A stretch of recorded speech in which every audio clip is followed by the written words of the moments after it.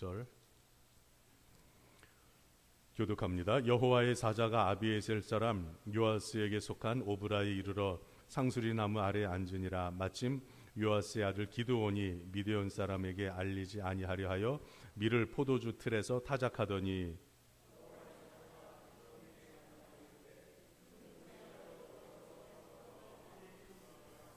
기드온이 그에게 대답하되 오 나의 주여 여호와께서 우리와 함께 계시면 어찌하여 이 모든 일이 우리에게 일어났나이까. 또 우리 조상들이 일찍이 우리에게 이르기를 여호와께서 우리를 애굽에서 올라오게 하신 것이 아니냐 한 그 모든 이적이 어디 있나이까. 이제 여호와께서 우리를 버리사 미디안의 손에 우리를 넘겨주셨나이다 하니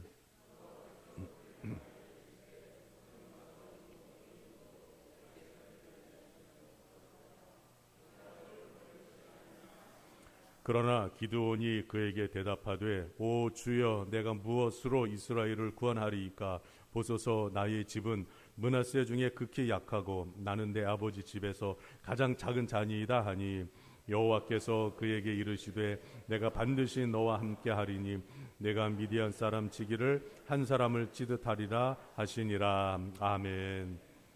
오늘 오후 예배는 필리핀에서 선교사님으로 수고하시는 우리 김성복 목사님, 선교사님께서 말씀을 전해 주시겠습니다. 자격 없는 자에게 주시는 은혜, 자격에 맞게 쓰시는 은혜라는 아주 제목 자체만 들어도 은혜가 되는 그런 제목으로 전해 주실 텐데 정말 은혜가 넘치기를 바라고요. 우리 교회가 선교의 비전을 새롭게 하는 시간이 되기를 기대해 보겠습니다. 지금 이렇게 선교사님 아까 잠깐 예배 전에 뵀는데 깜짝 놀랐습니다. 이렇게 젊으신가 그래가지고 격세지감을 느끼겠더라고요. 내가 나이 먹었구나 이런 생각이 들면서 나도 저런 때가 있었는데 그래서 보니까 제가 우리 한동준 부목사님만 잘생기고 싱싱한 줄 알았더니 여기 목사님도 잘생기셨어요. 예, 예. 한 목사님 잘생겼죠? 예. 저보다 나아요. 그래도 어떻든 예, 감사하고 우리 또 김성무 목사님도 아주 핸섬하시고 참 선교사님 같지가 않아요. 분위기가. 그렇지만은 그런 걸 다 하나님께 내려놓고 이렇게 사역하시는 게 존경스럽습니다. 우리 목사님 제가 뭐 미국처럼은 안 하겠습니다. 미국에서는 다 일어나서 박수 치는데 너무 사람을 높이는 것 같아서 그냥 우리가 다 같이 목사님 나오실 때 뜨겁게 박수로서 환영하면서 말씀 듣겠습니다. 목사님 감사합니다. 감사합니다.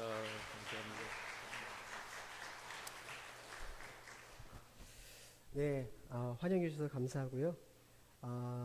혹시 정말 죄송한데 목이 좀 이렇게 제가 약해서 그런데 물을 조금 예. 제가 또 설교 중간에 제가 또 이렇게 방해가 될까봐 미리 좀 부탁을 드리겠습니다. 반갑습니다. 2년 전에 말씀을 나눴고요. 이제 필리핀 선교 이제 간지 한 2년 정도 지났습니다. 네.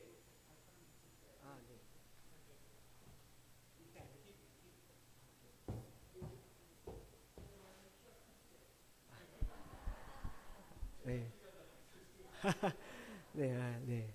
그렇게 크지 않은데요.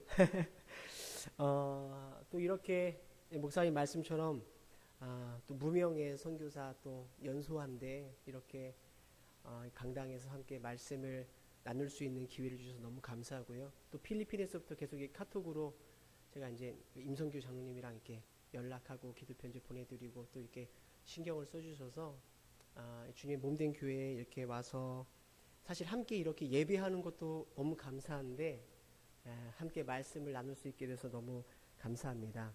말씀을 나누기 전에 잠깐 그래도 제가 하는 그 사역들을 짧게 좀 소개하고 그 다음에 좀 말씀을 나누도록 하겠습니다. 사실은 필리핀을 선교지로 이렇게 하면 필리핀이 선교지인가? 라는 이런 궁금증이 드실 거예요. 사실 저도 필리핀에 가기 전까지는 사실 제가 베트남 선교를 준비했기 때문에 이제 꼭 필리핀을 가야 되나라는 사실은 저는 이렇게 궁금증이 있었어요. 근데 막상 가서 보니까 필리핀은 캐톨릭 국가죠. 캐톨릭 국가인데 필리핀 캐톨릭은 유럽의 캐톨릭과 좀 다릅니다. 그래서 이제 크리스찬들을 기독교들을 상당히 박해하고요.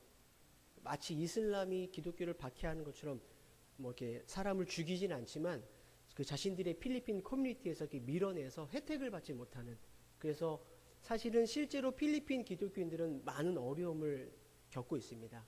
특히 제가 있는 이 보울섬은 필리핀 캐톨릭이 발생한 지역이에요. 그러니까는 발생한 지역이기 때문에 캐톨릭이 상당히 강합니다. 그래서 예수 믿는 사람들을 총으로 위협해서 예수를 못 믿게 하는 일들이 실제로 벌어지고요. 선교사들을 쫓아내고 박해하는 일들이 사실 이 보울섬에 일어나고 있습니다. 이제 그 섬에서 저희가 이제 사역을 하는데 저희는 교회를 새로 세우지 않습니다. 왜냐하면 기존의 필리핀 선교의 역사가 좀 오래됐는데요. 기존의 선교사님들이 이제 교회를 세우고 교회를 이렇게 감게 했는데 선교사님들이 빠지고 나면 그 교회가 사실은 좀 텅텅 비는 그런 안 좋은 현상들이 좀 많이 일어났습니다. 그래서 제가 하는 선교는요, 기존에 있던 교회를 함께 후원하고 또 그 교회 교세가 너무 약합니다. 왜 약하냐면 박해 때문에 사람들이 교회를 잘 다니지 않습니다. 그래서 그 교회의 그 약한 교세를 어떤 식으로 우리가 힘을 실어주냐면 그 교회가 있는 지역 초등학교 15명 아이들을 저희가 후원합니다. 15명의 기준은 뭐냐? 예수 믿지 않는 아이들이어야 되고요. 그 다음에 가장 가난한 아이들입니다. 그 15명 아이들을 우리가 후원해 주면서 그 지역 교회 목사님 그 교회로 연결해 줍니다. 그럼 초등학교 때부터 그 목사님들이 그 아이들을 잘 양육해서 예수 믿는 아이들로 자라가게 하는 그 일들을 저희가 주로 하고 있습니다. 그래서 사진을 한번 좀 볼까요? 보면 보울이 어딘가라고 이렇게 생각하시는 분이 계신데 보울이 저기 있습니다. 네, 세부 옆에 있어요. 세부는 유명한데요. 보울은 그렇게 유명하지 않은 섬이고요. 그럼에도 불구하고 필리핀에서 10번째로 큰 섬이고요. 인구는 약 130만 명 가량 살고 있습니다. 캐톨릭 비율이 한 92% 되고요. 저기에는 이제 무슬림과 기독교가 같이 공존하고 캐톨릭도 같이 공존하는 섬입니다. 선교사 가정은 한 5가정에서 6가정으로 상당히 선교사가 필요한 섬입니다. 다음 그림이요. 그 보울섬에서 혹시 잘 안 보일 수도 있겠네요. 빨간색 점이 이 보울섬에 저희가 50개 학교가 있는 지역입니다. 그러니까 보울섬 전체에 50개 지역 학교 아이들을 후원하고 그 아이들을 현지 교회로 이렇게 연결해주는, 사실은 현지인이 선교할 수 있도록 저희가 약간 서포트하는 그러한 교회 그 선교 형태를 띄우고 있습니다. 다음 그림요. 예. 크리스마스 이제 키즈 캠프 때 말씀을 전하고 이제 함께 사진을 찍은 사진입니다. 다음이요. 예, 마찬가지로 지역마다 저렇게 저희가 아이들이 한 800명, 초등학교 800명 정도 있고요. 유초등부 한 200명, 고등학교가 200명, 그래서 한 1000명 정도를 지금 후원하고 있습니다. 다음이요. 이제 중고등부죠. 우리나라 말로 하면 중고등부 이제 하이스쿨 아이들을 이제 수련회를 하면서 이제 같이 찬양하고 이제 부흥회를 하는 그런 사진입니다. 다음 사진이요. 제가 이제 거기는 이제 영어를 쓰지만 사실 영어보다 현지어를 씁니다. 현지어. 이 보홀이라는 섬이 쓰는 보홀어를 쓰는데요. 아직 제가 이제 2년밖에 안 됐기 때문에 보홀어를 배우는 과정인데 어렵습니다. 그래서 제가 영어로 좀 하면 그 옆에 있는 친구가 이제 보홀어로 다시 한번 통역을 하는 그런 시스템이고요. 이제 앞으로 제가 살면서 이제 이 현지어를 배워서 직접 이렇게 설교를 하고 가르치고 싶은데 시간이 꽤 걸릴 것 같습니다. 예, 어려운 언어인 것 같아요. 언어는 참 이렇게 넘기 힘든 장벽인 것 같습니다. 다음 그림요. 저분들이 이제 현지 목사님들이죠. 현지 목사님들. 현지 목사님들을 이렇게 한 달에 3차례에 거쳐 교육을 시킵니다. 왜냐하면 현지 교회 목사님들이 열정은 있는데 사실 어떻게 교회를 세워야 하는지, 어떻게 제자 훈련을 해야 되는지, 어떻게 설교해야 되는지에 대한 이해도가 상당히 좀 떨어집니다. 그래서 그분의 열정에 저희가 도움을 드리고자 이렇게 성경적인 교육을 시키고 있습니다. 다음요. 네, 비슷한 이제 사진이고요. 다음요. 잘 되는 현지 교회에 가면 저희가 이게 가끔 정말 필요한 부분들을 저희가 조금씩 지원해 줍니다. 워낙 교회가 가난해서요. 선교사의 도움 없이는 사실은 거의 이렇게 자발적으로 교회를 운영하기 힘든데요. 저희가 다는 안 도와줍니다. 왜냐하면 다 도와주면 선교사를 의지하거든요. 하나님을 의지하지 않고 선교사를 의지하기 때문에 정말로 아주 필요한 만큼만 줍니다. 한국식 표현으로 하면 정말 째째하게 줍니다.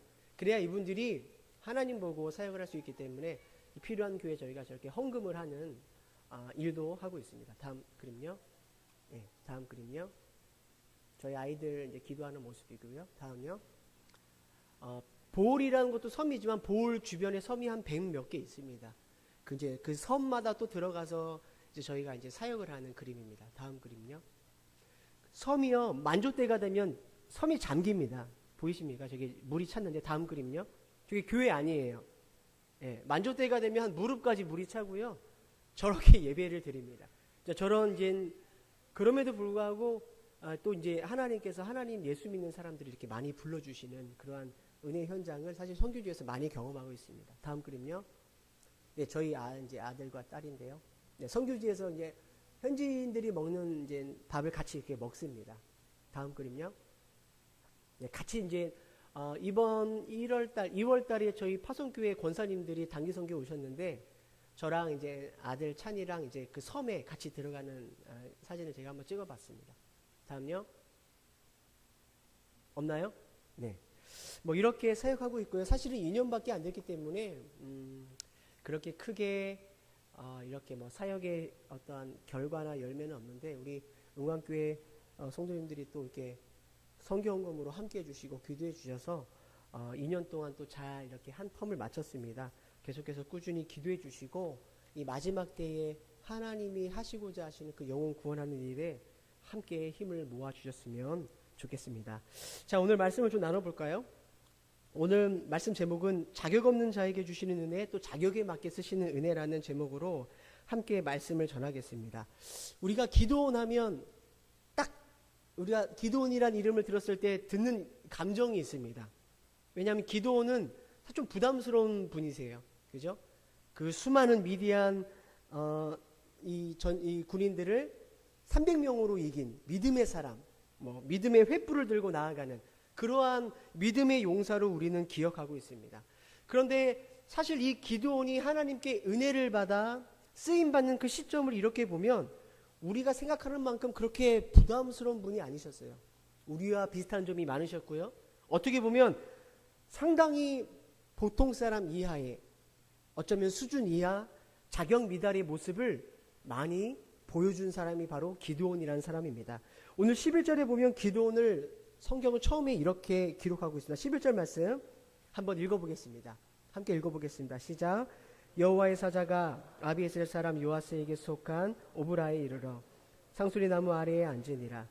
마침 요아스의 아들 기드온이 미디안 사람에게 알리지 아니하려 하여 밀을 포도주 틀에서 타작하더니 7년이라는 긴 시간 동안에 미디안에 의해서 어려움을 당했습니다. 이스라엘이 파종할 때가 되면 그 파종할 곡식까지 미디안 사람들이 다 가져갔고요. 성경에 보니까 말, 양, 뭐 나귀, 가축들이란 가축을 다 가져갔어요. 그러니까 이스라엘이 7년 동안 그렇게 어려운 시간을 보냈으니 상당히 고통스러웠겠죠. 궁핍한 시간을 보내야만 했습니다. 그나마 죽지 않고 살아남으려면 어떻게 해야 되느냐? 먹을 것을 잘 숨겨놨다가 몰래 먹어야 했어요. 그래야 살아남을 수 있는 시대였어요. 오늘 기드온이 그랬던 것 같아요. 몰래 밀을 숨겨놨다가 그 밀을 먹기 위해서 타작을 하죠. 그런데 타작하는 장소가 일반적으로 곡식을 타작했던 타작마당이 아니라 오늘 보니까 포도주 틀에서 타작을 했다라고 성경이 기록하고 있습니다. 왜 기드온은 타작마당이 아니라 그 조그만 포도주 틀에서 타작을 했을까요? 당연한 거죠. 지금 우리가 지금 읽은 이 본문은 이 미디안에 의해서 어려움을 당할 때였습니다. 우리가 굳이 그 농사를 짓지 않더라도 타작마당, 이 곡식을 타작할 때는 넓은 타작마당에서 타작을 합니다. 장소가 넓어야 했고요. 그 다음에 알곡과 껍질을 잘 분리할 수 있도록 바람이 잘 드는 장소여야 했습니다. 타작마당은 당시 타작마당 그래서 개인의 소유지가 아니라 한 마을에서 같이 쓰는 장소였어요. 그러니까 이런 넓은 타작마당에서 타작을 하면 누가 알아채죠? 미디안이 알아채는 거예요. 곡식이 뺏기는 거죠. 또 미디안이 알아채지 않더라도 내가 타작을 하면 내 이웃 사람들이 다 압니다. 7년을 굶주렸어요. 옆에 있는 내 이웃 사람들이 와서 곡식을 달라라고 하면 어떡하죠? 그러니까 그러한 모든 불편함과 그런 모든 위험을 다 처음부터 차단하기 위해서 이 기드온은 타작마당이 아니라 용도에 맞지 않는 조그만 포도주 틀에서 쭈그리고 타작을 하고 있는 거예요. 성도님들, 이러한 모습 속에서 우리가 용사 기드온을 발견하기는 사실 좀 쉽지가 않죠. 네. 굳이 우리가 말을 맞춰보면 그 쭈그러진 시대 가운데 이렇게 쭈그리고 앉아서 어쩌면 그렇게 쭈구리처럼 살고 있는 기드온의 모습을 우리가 성경을 통해 볼 수 있어요. 그런데 바로 그러한 기드온에게 하나님이 오늘 찾아오십니다. 12절 말씀 한번 읽어보겠습니다. 12절 말씀.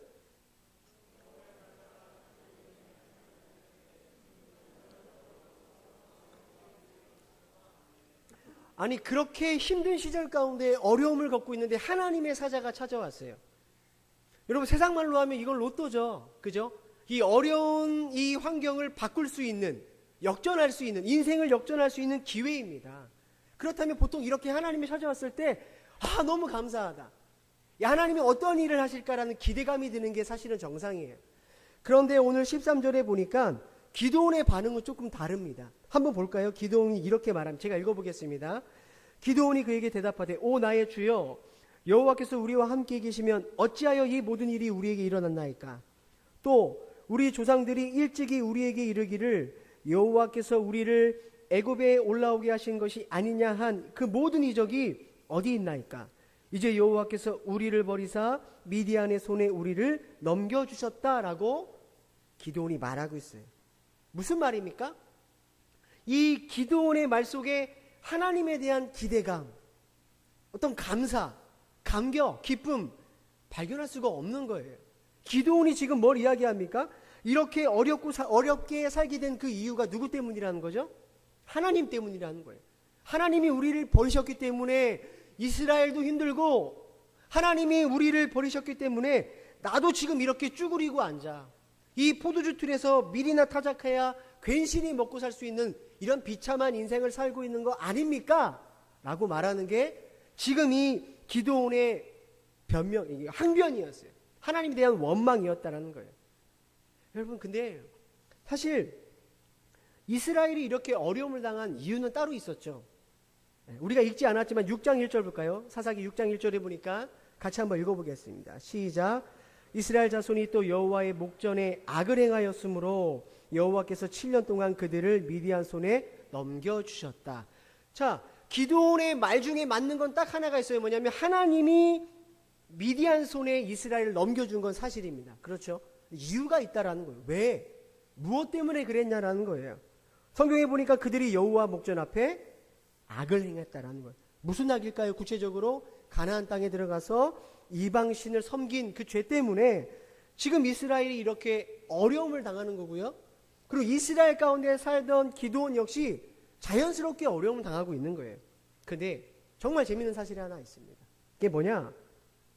내가 이렇게 어렵게 사는 게 하나님 때문이 아니에요. 이렇게 하나님께 울분을 토하던 그 기드온이요. 사실은 지금 이 사태, 어떤 사태냐? 이스라엘이 어려움을 겪는 그 사태. 이 사태를 일으킨 그 원인을 제공하는 중심에 선 인물이 바로 기드온이었다라는 거예요. 무슨 말이냐? 25절 볼까요? 25절 말씀 한번 읽어보겠습니다. 시작.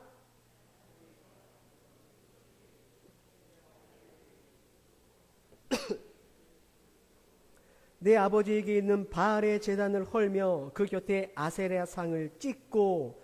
자, 여러분 성경에 보니까 기드온의 아버지 집에 뭐가 있었죠? 바알의 제단이 있었대요. 기드온의 아버지의 집에 그 다음에 아세라 상이 있었다라는 거예요. 왜 그랬을까요? 바로 기드온의 아버지 이 요아스가요, 당시에 이 바알과 아세라 신을 섬기는 제사장 같은 역할을 하는 사람이 바로 기드온의 아버지 요아스였다라는 거예요. 지금은 아버지 직업이 따로 있고, 그죠? 어머니 직업이 따로 있고, 자녀들이 직업이 각자 다릅니다. 이때 당시는요, 뭐예요? 한 집안이, 한 공동체가 같은 일을 하는 시대였어요. 무슨 말이냐? 기드온 역시 아버지를 따라 바알과 아세라를 섬기며 이스라엘로 하여금 바알과 아세라를 섬기는 일들을 종용하는, 그 일을 적극적으로 추천하는 그 일들을 누가 했다라는 거예요? 기드온이 했다라는 거예요. 기드온이 그러한 일을 했던 사람. 근데 바로 그러한 기드온에게 오늘 하나님이 찾아오셔서 말씀하시죠. 큰 용사여, 여호와께서 너와 함께 계시도다. 성도님들, 이 포도주 틀에서 쭈그리고 앉아가지고 그냥 누가 볼까, 자기 하나 먹고 살아가는 일에 급급했던 그 기드온에게서 큰 용사의 모습을 발견할 수 없어요. 또 지금 이스라엘이 이렇게 고통을 당하고 공경에 빠지는 그 일, 우상 숭배의 일을 그 주도적으로 한 기드온에게서 큰 용사의 모습을 발견할 수 없고요. 하나님이 그에게 함께 하셔야 될 이유는 전혀 없습니다. 만약에 하나님이 굳이 오늘 기드온에게 나타나셔야 할 이유가 있다면 이런 거 아닐까요? 큰 용사가 아니라 큰 죄인아, 내가 도저히 너의 삶의 모습을 참아 볼 수가 없겠다. 내가 너를 벌하겠다. 사실 그렇게 말씀하셔야 성경 전후 문맥을 보면 이게 자연스럽게 맞는 말이에요. 그런데요, 오히려 하나님이요 이런 기드온에게 찾아오셔서 하시는 말씀은 뭐예요? 그를 먼저 찾아오셔서 불러주시죠. 내가 너와 함께 하겠다. 보통 우리가 은혜를 받는다, 은혜를 받았다라는 말을 듣게 되면 우리는 이러한 연상작용이 떠오릅니다. 뭐냐면 은혜를 받은 사람이 은혜 받을 짓을 했구나라고 생각하는 경우가 많이 있죠. 예를 들어 우리가 이제 특별 새벽 기도를 했다거나, 그죠? 일천번제를 드렸다거나, 금식을 했다거나, 가끔은 이런 무서운 간증도 나오는데 내가 성전 건축을 위해서 전세금을 빼서 바쳤다거나, 우리가 들었을 때 이러한 일들을 했을 때 주어지는 어떠한 보상, 상급의 개념으로 우리는 은혜를 생각할 때가 참 많이 있습니다. 그렇죠? 그런데 사실 성경에 보니까요, 성경의 수많은 이 이야기 가운데 하나님께서 찾아가셔서 구원을 베풀어 주신 그 은혜가요, 사실 거의 대부분 자격 없는 자에게, 넘어져 있는 자에게, 죄 가운데 있는 자에게, 그런 자들에게 하나님이 찾아오시는 은혜에 대한 이야기로 넘쳐난다라는 거예요. 마치 오늘 기드온처럼 그런 거죠. 이 미디안이라는 환경 때문에 잔뜩 움츠려 있고 주눅 들어 있고 눈치 보는 그러한 사람들에게 사실은 하나님이 찾아가시는 은혜의 이야기로 성경은 넘쳐나고 있어요. 내 힘으로 이 인생을 이겨낼 수 없는, 바꿀 수 없는, 돌파구를 찾을 수 없는 그러한 자들에게 찾아가는 그 하나님의 이야기로 성경에 넘쳐나고 있다는 것입니다. 그럼 아브라함이 그런 경우 아닙니까? 아브라함 하면 우리는 믿음의 조상이라고 생각하죠. 그런데 믿음의 조상으로 불리긴 했지만 그 이전의 삶이 어때요? 마치 오늘 기드온처럼 아브라함도 그의 아버지 데라와 함께 갈대아 우르에서 뭐 하던 사람이었어요?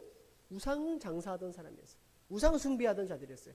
그런데 하나님께서 그에게 찾아가시죠. 먼저 찾아가세요. 그리고 그를 복 주시고 그를 복의 근원으로 불러주세요. 아브라함이 하나님의 은혜를 받을 전혀 삶의 근거가 없는 사람이었어요. 자격이 없었고요, 조건이 없는 사람이었어요. 그런데 하나님이 먼저 찾아가셔서 그를 불러주시고 그를 복으로 삼아주셨다라는 것입니다. 여러분, 수가성 여인은 어떻죠? 5명이나 남편이 바뀌었잖아요. 5명이나 바뀌면서 그는 여전히 그럼에도 불구하고 자신의 인생에 목말라 했어요. 여전히 채워지지가 않은 거예요. 또 아무도 물 길러오지 않는, 기르지 않는 그 뜨거운 한낮에 물을 길러야 될 만큼 사람들이 두려웠고요, 세상이 두려웠던 자들이었어요. 사람이었어요. 근데 여러분, 그 뜨거운 한낮에 그 여자를 기다리기 위해서 그 전에 누가 기다리고 있었죠? 우물 옆에 예수님이 기다리셨다라는 거예요. 그리고 그 여자에게 말하죠. 내가 내게 주는 물은 영원히 목마르지 아니할 것이다. 여러분, 예수님이 이 여자를 기다려야 할, 은혜를 베풀어야 할 이 여자에는 삶의 근거가 없었다라는 거예요. 자격이 없는 삶이었죠. 부족한 삶이었어요. 모자른 삶이었어요. 그런데 주님께서 먼저 찾아가 기다리시고 그 여인에게 은혜를 주시더라는 거예요. 베데스다 연못에 38년 된 병자가 누워 있었습니다. 여러분, 이 병자가 가장 소망하는 게 뭐죠? 연못이 흔들리면 가장 먼저 들어가야 돼요. 그럼 나을 수 있거든요. 그런데 그럴 가능성이 있나요? 38년 동안 누워있던 병자가 연못이 흔들릴 때 가장 먼저 들어갈 수 있는 가능성이 있어요? 없다라는 거예요. 이 사람은 뭡니까? 가능성이 없는 것을 소망으로 안고 살아가는 사람이에요. 제로죠, 제로. 제로의 것을 소망으로 안고 살아가는 이 사람에게요, 오늘 예수님이 찾아가시죠. 말씀하십니다. 내 자리를 들고 걸어가라. 성경은요, 수준 미달, 자격 미달, 이러한 자들에게 먼저 찾아오셔서 은혜 베푸시는 하나님의 사랑 이야기로 넘쳐나고 있다라는 거예요. 오늘 기드온이 그것을 너무나 잘 보여주죠. 쭈그러진 현실 가운데 쭈그리고 앉아 그냥 자기 인생 하나에만 몰두하며 사는 것도 힘들어하던 그 기드온에게 하나님이 그냥 먼저 찾아오세요. 여러분, 이런 적반하장이 어디 있어요? 지금 일어나고 있는 모든 일들이 자기의 선택, 자기의 결정 때문에 일어난 것인지도 모르고 하나님께 원망했던 그 기드온에게 자기 아버지 뒤뜰에 널리 세워져 있는 그 우상 때문에 이 어려움이 있는지도 모르고 하나님께 책임을 돌리는 기드온에게 하나님 찾아가시죠. 여호와께서 너와 함께 하시는도다. 여호와께서 너와 함께 하시는도다. 이 동사의 이 시제를 보면요, 과거부터 지금까지 쭉 이어졌다라는 거예요. 함께 하고 계셨다라는 거예요. 지금도 함께 하지만 내가 앞으로 함께 하겠다라는 하나님의 말씀인 거예요. 사랑하는 성도님들, 왜 하나님께서 오늘 이 기드온의 이야기를 가지고 우리와 함께 또 이 시간 우리가 은혜를 나누게 하셨을까요? 기드온을 통해 하나님이 우리에게 하시는 말씀이 뭘까요? 어쩌면 우리가 과거에 살아왔던 우리의 기드온 같은 삶의 모습들, 어쩌면 불행하게 지금도 내가 살아가고 있는 기드온의 모습을 우리가 발견해야 된다는 것입니다. 여러분, 만약에 하나님의 은혜와 그분의 찾아오심과 그분의 소망 주심이 우리가 하나님께 드리는 열심과 믿음에 대한 보상으로만 주어진다면 누가 하나님의 은혜를 받을 수 있을까요? 이 자리에 제가 받을 수 있을까요? 아니요, 저는 그렇게 말하지 못합니다. 여러분, 우리가 하나님의 찾아오시는 그 은혜를 하나님의 정하신 수준과 어떠한 그 자격에 우리가 어느 정도 맞췄을 때 주님이 우리에게 주시는 거라면 누가 하나님의 은혜를 받을 수 있냐라는 거예요. 사실 오늘 기도원을 가만히 살펴보면요, 지금 이 시대를 살고 있는 우리의 모습이 너무나 많이 반영돼요. 너무 비슷해요. 하나님이 기드온을 찾았을 때 기드온이 하나님께 뭐라고 말씀했는지 알아요? 내 주여라고 말했어요. 하나님 뭘로 불렀어요? 주라고 불렀어요. 우리도 그래요. 우리도 하나님의 이름을 불러요. 우리도 하나님에 대한 이야기를 들어서 너무 잘 알아요. 근데 우리의 삶의 자리는 어떻습니까? 기드온이 그냥 자기 인생 하나 사는 것도 너무 힘들어서 헉헉대며 살아가는 것처럼 우리도 그냥 내 인생 하나 사는 것에 몰두하며 사는 것이 사실 우리의 삶의 자리가 아닌가요? 우리도 하나님에 대한 이야기를 너무나 잘 알아서 들어서 알지만 그 정말 구원의 하나님, 그 정말 능력의 하나님, 그 하나님을 우리가 믿음으로 붙들고 살기보다는 어쩌면 우리를 둘러싸고 있는 이 세상이라는 미디안 때문에 우리가 주눅들고 위축되어 어쩌면 쭈구리로 살아가고 있는 모습은 우리 가운데 있지 않냐라는 거예요. 기드온이 하나님을 향해 내 주라고 불렀죠. 그러나 그 삶의 진짜 주인은 따로 있었어요. 그 집안 뒤뜰에 널리 질비하게 세워졌던 그 우상들이 사실은 기드온의 진짜 주인이었죠. 우리는 어떻습니까? 예배에 나와 우리가 예배를 드리지만 어쩌면 우리의 삶의 뒤뜰에도 기드온처럼 질비하게 서 있는 우상은 없느냐라는 말이에요. 지금은 어쩌면 예배 드리는 것 자체도 힘들어하는, 마치 그것이 내가 하나님께 뭔가를 대단한 것을 헌신하고 주는 것처럼 살아가고 있는 그런 시대를 우리가 살고 있다는 거죠. 그렇게 본다면요, 성도님들, 만약에 하나님이 굳이 이렇게 살아가는 우리들에게 찾아오신다면 그것은 은혜를 베풀어 주시기 위함이 아니라 똑같죠. 그 죄인아, 내가 도저히 너의 삶을 참아볼 수가 없다, 내가 너를 영원히 떠나겠다 라고 하나님께서 찾아오셔야 우리의 삶의 전후사적으로 보면 그게 맞는 거죠. 근데 놀라운 것은요, 그때나 지금이나 우리 하나님의 은혜는요, 이 미디안 같은 세상 가운데, 어쩌면 기드온처럼밖에 살지 못하는 우리 인생 가운데 자격미달, 삶의 조건이 없는 우리들에게도 여전히 찾아오신다라는, 큰 용사여 내가 너와 함께한다 라고 주님께서 오늘 우리에게 말씀하신다라는 것입니다. 제가 2년 전에 보홀로 떠나면서 제 마음에는 이 하나님의 나라, 복음이라는 것으로 가득 찼어요. 야, 내가 이제 진짜 열심히 해야 되겠다, 하나님의 나라를 선포해야 되겠다. 그런데요, 실제로 제가 필리핀 보홀에 가서 살아가는 삶의 모습이 딱 기드온 같았어요. 포도주틀에서 밀이나 타작하며 간신히 하루하루를 버텨가는 삶이더라고요. 그냥 살아내는 것 자체가 너무 힘들더라는 거예요. 그러다 보니까요, 제 마음에 하나님의 나라, 복음 이런 것들이 점점 떠나는 거예요. 삶이 힘드니까요, 제 가족밖에 안 보이더라고요. 근데 정말 힘드니까요. 가족도 안 보여요. 저만 보여요. 저만. 제가 처음에 그래서 이러한 저의 모습을 보고 너무 당황했어요.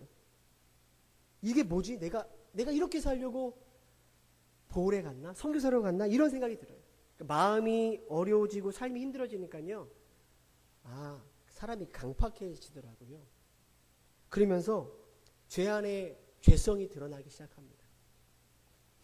사실은 처음에 이런 저의 죄성을 발견했을 때는 부인했어요. 부정했어요. 내가 새로운 환경에 아직 적응하지 못해서 그랬을 거야. 다시 적응되면 내 모습을 찾을 수 있을 거야. 라고 생각을 했던 것 같아요. 근데 아니더라고요. 이 죄성은요, 원래부터 제 안에 있었던 거예요. 제가 그거를 발견하지 못한 것 뿐이었어요. 이 제 안에 설명이 안 되는 저의 자격 미달, 이 수준 이하의 모습을 사실 2년 동안에 계속해서 경험하고 있어요. 근데 이 과정이 너무 고통스러워요. 너무 아파요. 피하고 싶고 도망치고 싶더라고요. 그런데 놀라운 것을 제가 경험했어요. 이러한 고통 속에서 나의 이 무기력한 모습, 나의 죄된 모습을 발견하는 그 무게만큼 동일하게 그 반대편에서 하나님의 용납하심의 무게가, 그분이 오래 참아주시는 무게가, 그분의 사랑의 무게가 더 크다라는 것을 이 고통 가운데서 제가 사실은 배우고 왔어요. 예전에는 제가 설교할 때나 가르칠 때 하나님의 사랑과 은혜에 대해서 그렇게 막 큰 소리를 치고 떠들었지만 사실은 이제는 조금 그걸 할 자신이 없어요. 왜냐하면 제가 마치 처음 하나님의 사랑과 은혜를 배우는 것처럼 알아가는 과정이 있기 때문이에요. 사실 이 자리에 우리 성도님들 많이 계시지만 정말 삶에 해결되지 않는 많은 문제 때문에 아파하시는 분들이 계세요. 여기 중에 누가 나도 정말 타작마당에서 멋지게 밀타작하고 나도 잘 살고 남들에게도 잘 해주고 싶은 그런 인생 살고 싶지 않은 사람이 누가 있겠습니까? 그러나 우리의 삶의 현실이 그것을 우리를 허락하지 않잖아요. 그 힘든 하루하루를 내가 살아가면서 도대체 이 어려움들이 언제 끝날지 모르는 그 막막함을 느끼면, 그것이 지속되면 우리도 오늘 기도원처럼 반응할 수밖에 없어요. 하나님이 정말 살아계시는지, 살아계신다면 왜 나의 이 어려운 환경, 나의 기도에 응답하지 않으시는지, 왜 내 삶의 문제를 돌보시지 않는지, 이러한 질문이 나요. 울분이 나요. 화가 나는 거죠. 그러다가 이것이 계속 지속되고 반복되면 어떻게 되는지 아십니까? 더 이상 우리가 하나님께 기대하지 않아요. 왜요? 실망하고 싶지 않거든요. 신앙의 차가운 권태기가 찾아오죠. 또 우리 가운데 내 삶의 수많은 우상들이 여전히 질비해 있지만 어쩌면 그것이 우상인지 모르고 살아가는 사람들이 얼마나 많은지 몰라요. 돈이라는, 자기 성공이라는, 가족이라는, 자기 만족이라는 수많은 우상이 있지만 그것이 우상인지를 모르고 살아가는 사람들.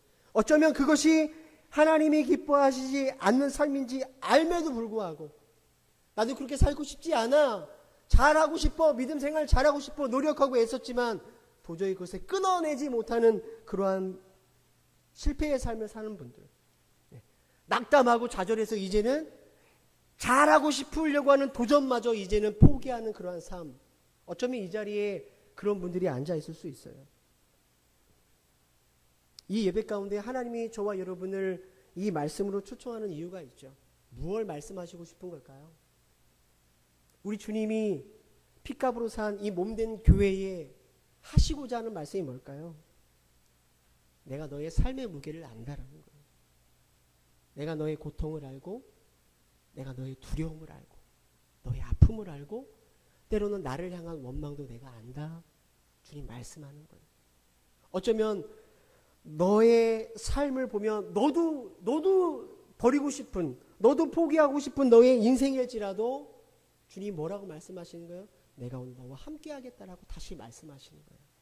사랑하는 성도님들, 사람은요 기대하면 기대할수록 그 반대편의 실망도 점점 커져요. 그렇죠? 근데 우리 하나님은요 기대하고 기대하시지만 우리의 연약한 모습에 실망하지 않으세요. 우리의 결단이 마치 처음 한 결단처럼 우리의 오늘 회개가 마치 처음 회개한 회개처럼 하나님 받아주시는 분이에요.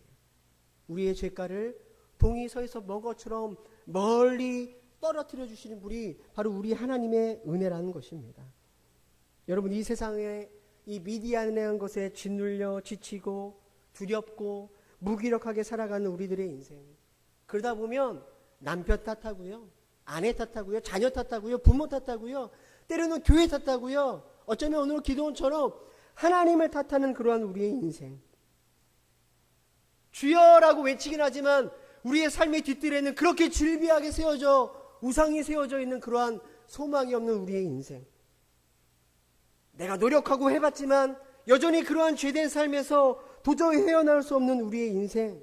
그러나 사랑하는 성도님들, 오늘 우리가 다시 소망으로 다시 한번 기대로 살아갈 수 있는 건 그 살아계신 주님이 어제나 오늘이나 내일이나 변함없는 그 주님의 신실하신 그 사랑으로 어쩌면 이 초라한 포도밭에서 두려움으로 살아갈 수밖에 없는 우리 인생 가운데 오늘도 찾아오시는 은혜의 하나님이 우리의 하나님인 줄 우리가 믿습니다.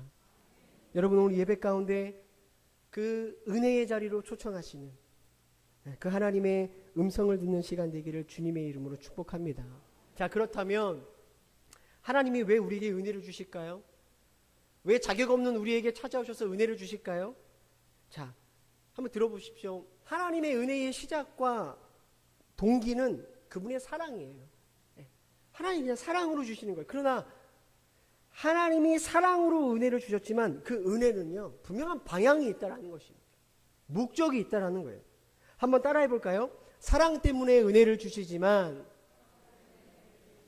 은혜에는 분명한 목적이 있습니다. 성도님들, 은혜에 뭐가 있다고요? 목적이 있다라는 거예요. 기도원이 그것을 너무나 잘 보여줘요. 그 우울한 인생 가운데 하나님이 찾아오셔서 은혜를 주시는데 단순히 기도원에게만 주시는 은혜였다면, 그렇죠? 먹을 것을 잔뜩 주고 야, 이 어려운 시절을 잘 이겨내라 하고 떠나면 그만이에요. 그런데요, 하나님께서 기도원에게 찾아오셔서 은혜를 주신 목적을 14절에 정확하게 말씀하시더라고요. 14절 말씀 한번 읽어볼까요? 14절 말씀 시작.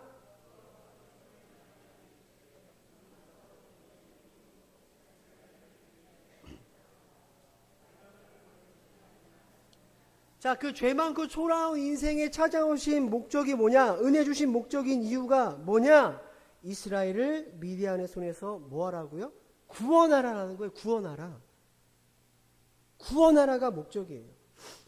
성도님들, 지금 이스라엘이 표면적으로 보면 뭐 때문에 힘들죠? 미디안 때문에 힘들어요. 그죠? 미디안이라는 증상 때문에 힘이 든 거예요.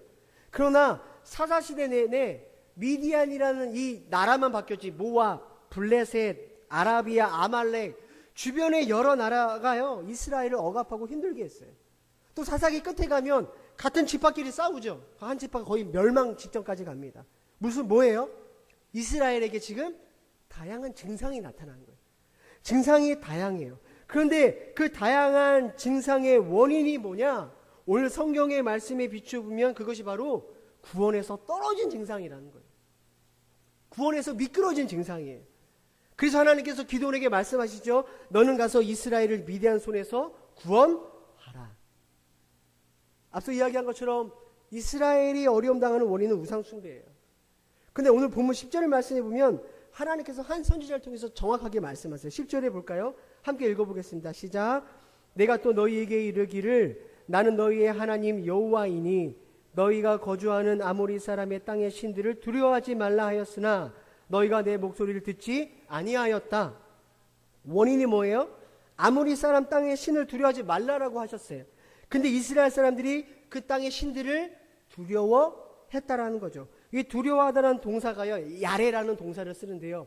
이 야레라는 동사가 사람을 목적으로 쓰면 무섭다, 두려워하다예요. 그런데 오늘 본문 말씀처럼 신들이라는 목적어를 같이 쓰면요, 이 야레라는 동사가 뭘로 바뀌느냐? 예배하다로 바뀌어요.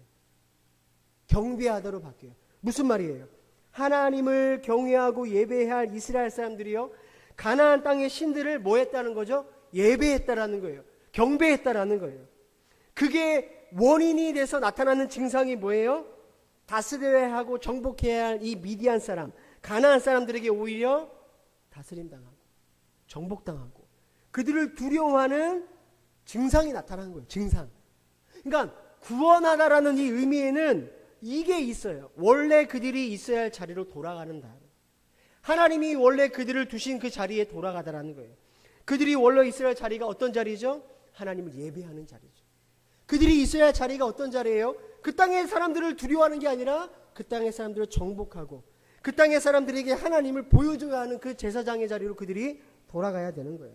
근데 그것을 누구에게 맡기셨어요? 기드온에게 맡기셨어요. 기드온. 근데 기드온에게도 문제가 있죠. 기드온도 지금 미디안이 무섭잖아요. 내가 무서운데 어떻게 이스라엘을 구원할 수 있겠습니까? 지금 기드온 역시 하나님을 예배하지 못하고 있었잖아요. 내가 예배하지 못하는데 어떻게 이스라엘을 하나님을 예배하는 자리로 옮길 수 있겠어요? 그래서 하나님이 하신 일들이 있어요. 하나님이 기드온에게 베푸신 그 은혜가 올바른 방향, 하나님의 목적을 따라갈 수 있도록 하나님께서 기드온을요 만들어 가세요. 25절 26절에 보니까 하나님께서 어떻게 명령하시냐면 너희 아버지와 내가 섬겼던 바알 제단을 헐고 아세라상을 찍어버려라라고 말씀하세요. 기드온에게 뭘 하라는 거죠? 너의 예배 대상을 바꾸라는 거예요. 너가 두려워할 대상, 순종할 대상은 가나안 땅 신이 아니고 이 세상이 아니라 누구라는 거죠? 나 여호와 하나님이라는 거예요. 너도 너가 있어야 할 자리로 돌아가라. 너가 먼저 구원 받으라. 이게 하나님의 명령이었어요. 자, 28절 말씀 한번 읽어보겠습니다. 28절 말씀 시작. 그 성읍 사람들이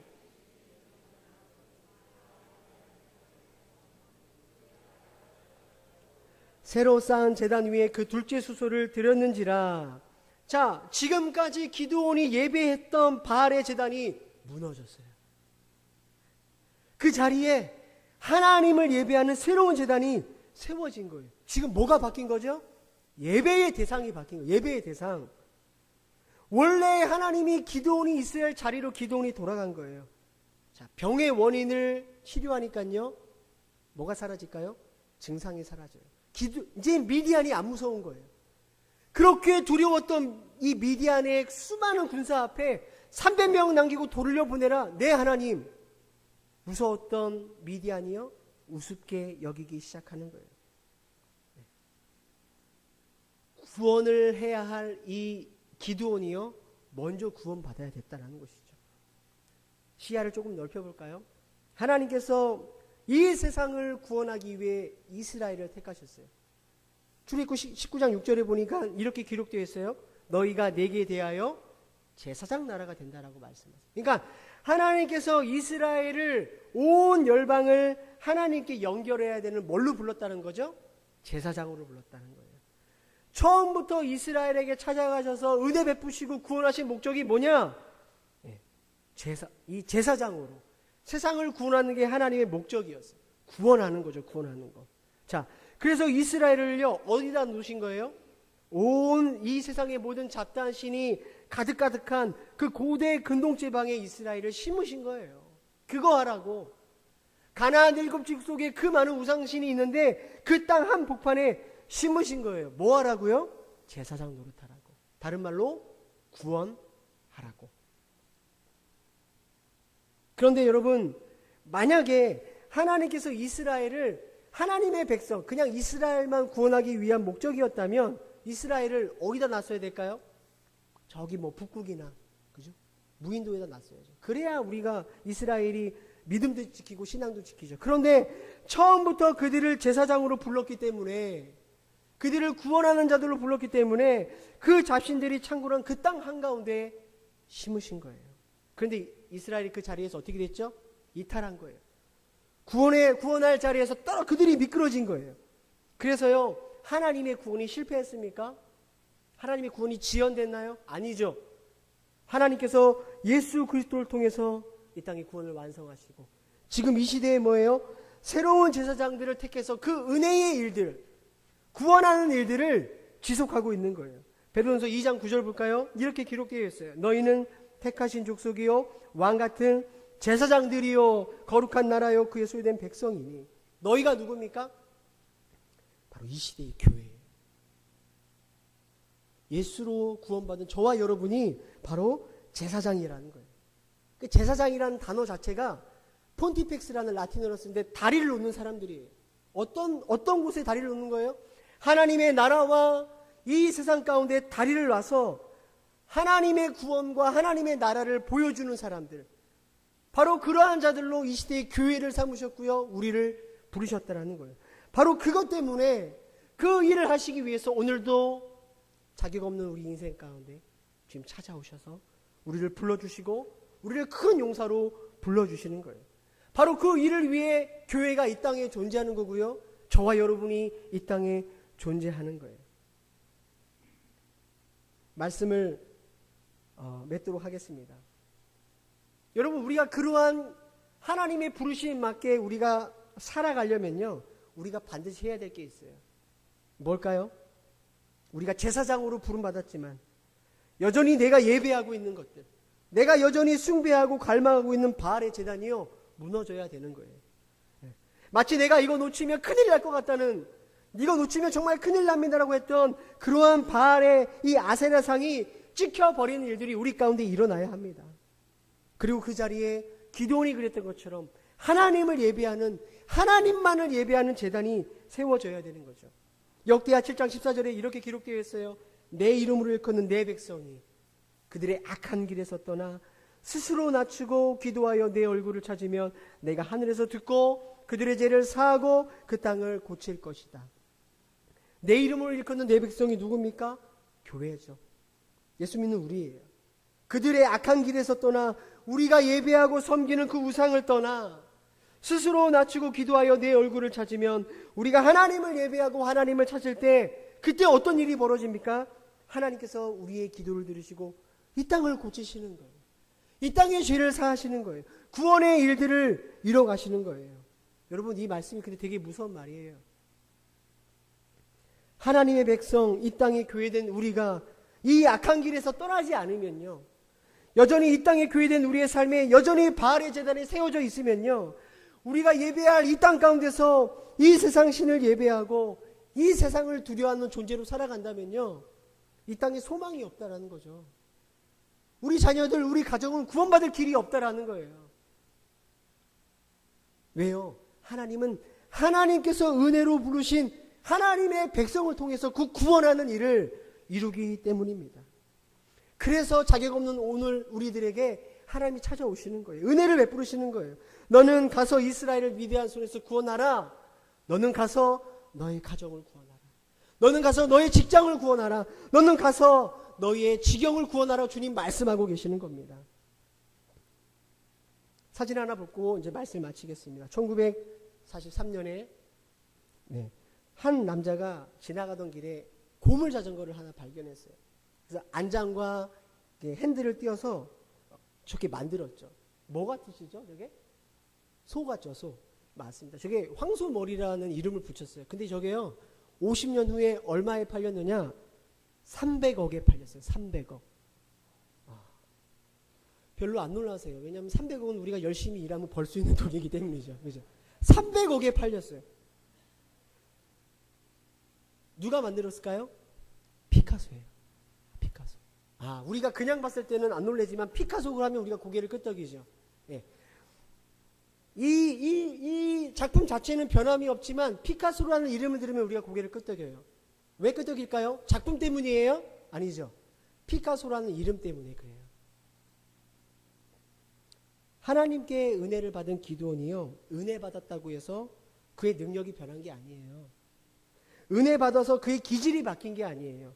그를 힘들게 하던 미디안은 여전히 무서웠고요, 여전히 그의 아버지 집에는 우상이 질비했어요. 여전히 그는 어떻게 보면 이렇게 녹슨 자전거와 같은 모습이었다는 거죠. 근데 우리도 마찬가지예요. 우리도 마찬가지. 우리가 주의 말씀으로 은혜 받았다고 해서 우리의 삶이 크게 변하는 것 같아요? 아니요. 여전히 말 안 듣는 사람은 말 안 듣고요, 나를 힘들게 하는 사람은 힘들게 해요. 여전히 세상은 무섭고요, 어쩌면 내가 무너뜨렸다고 했던 그 우상이 다시금 세워져 있는 그러한 현실을 우리는 마주하게 될 거예요. 그 마주하는 현실 가운데 우리는 여전히 저렇게 녹슨 자전거 같은 모습으로 보일 수 있어요. 그러나 여러분 그거 아십니까? 하나님이 기드온을 큰 용사로 불렀을 때 그는 큰 용사가 아니었지만 하나님이 그를 큰 용사로 바꿔가신다라는 거예요. 여러분 기억하십시오.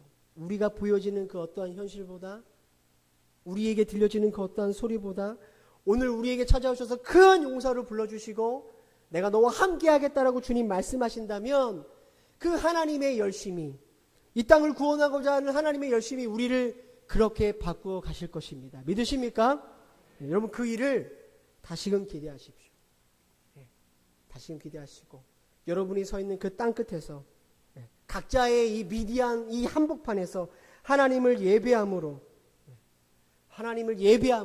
하나님을 보여줄 수 있는 그러한 제사장의 삶이 되기를 주님의 이름으로 축복합니다. 우리가 찬양 하나 하고 우리 좀 기도했으면 좋겠는데요. 말씀을 준비하면서 이 찬양이 계속 묵상되었어요. 이 땅의 황무함을 보소서 하늘의 하나님 긍휼을 베푸시는 주여. 여러분 이 찬양으로 고백하면서 우리 안에 우리가 없애야 하고 무너뜨려야 될 우상들을 주님 발견할 수 있도록 도와주십시오. 그리고 하나님을 예배하는 새로운 예배의 제단이 내 삶 가운데 세워질 수 있게 해달라고 우리 같이 찬양하면서 나아가겠습니다. 이 땅의 황무함을 보소서 이 땅의 황무함을 보소서 하늘의 하나님 긍휼을 베푸시는 우리의 죄악 용서하소서 이 땅 고쳐주소서. 우리 같이 고백합니다. 이제 우리 모두 하나 되어 이제 우리 모두 하나 되어 이 땅에 무너진 기초를 다시 쌓을 때 우리의 우상들을 태우실 성령의 불 임하소서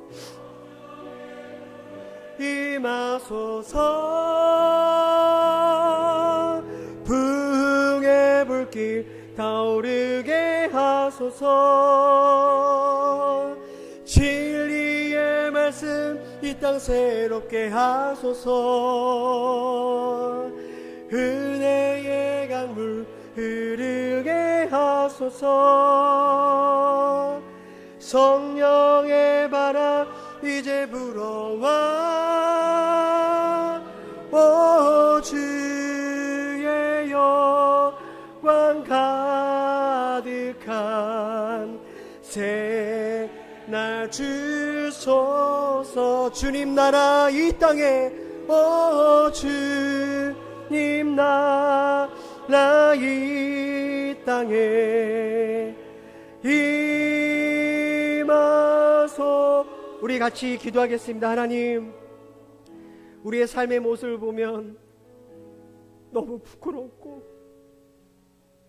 죄인된 모습밖에 없지만 이러한 우리 인생에 실망하지 않으시고 또다시 찾아오셔서 우리를 큰 용서로 불러주시고 우리와 함께 하시겠다고 말씀해 주신 은혜를 감사합니다. 하나님 우리의 삶에 내가 주를 주로 부르지만 여전히 붙들고 있는 우상들을 이 시간 내려놓습니다. 하나님만을 예배하게 하시고 나의 삶의 지경에 주님의 나라가 세워지게 하여 주시옵소서. 이 은강교회가 당수동을 넘어서 이 수원과 온 열방에 주의 제사장 되는 교회 되게 될 수 있도록 우리 주여 한번 외치고 주님께 기도하며 나아가겠습니다. 기도하겠습니다. 주여 존귀하신 주님, 주님 우리의 부족한 모습들 주님 앞에 내려놓습니다. 하나님 정말로 이 연약한 우리의 삶, 포도주 틀에서 밀이나 타작하며 살 수밖에 없는 이 연약한 삶, 세상을 두려워하는 우리들의 삶, 하나님을 두려워하지 못하고 예배하지 못하는 자격 없는 우리의 삶 가운데 오늘도 찾아오셔서 은혜 베풀어 주시고 그 은혜에 맞게 우리의 삶을 인도해 가시고 바꿔 가시고 이 마지막 때에 이 땅에 하나님을 구원하는 자로 우리를 삼아주신 은혜를 감사합니다. 하나님 우리가 다시금 우리의 삶을 주님 앞에 내어드립니다.